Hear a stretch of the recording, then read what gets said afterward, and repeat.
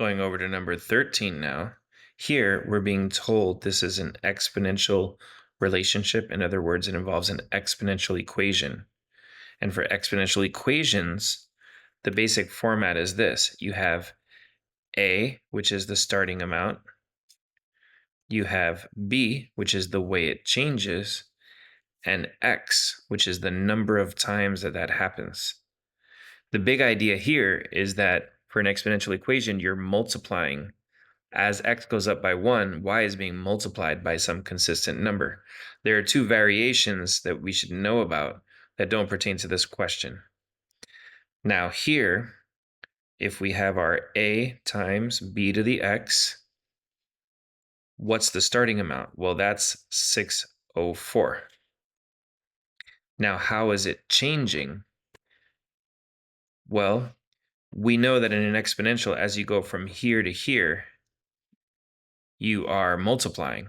So if I want to figure out what we multiplied by, you can go from here to here and divide any of these numbers. So if I want to know what we're multiplying by, I can just divide the later number divided by the earlier. So 606.42 divided by 604.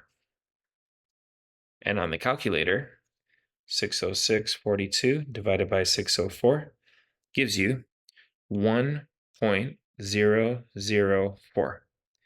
So that is what it's changing by every time. Now, x is just the number of times. It's not happening every 3 years or every 5 years. Here, it's simply happening every year because the x is going up by 1. If it were happening something like every 3 years, that's this situation right here, which we do deal with a lot on the SAT, just not on this question. So we know it's starting at 604. It's going up by, that's actually 0.4%, but we don't need to know it here. It's just being multiplied by 1.004. And this right here is equivalent to 1.004. So we know that the answer is C.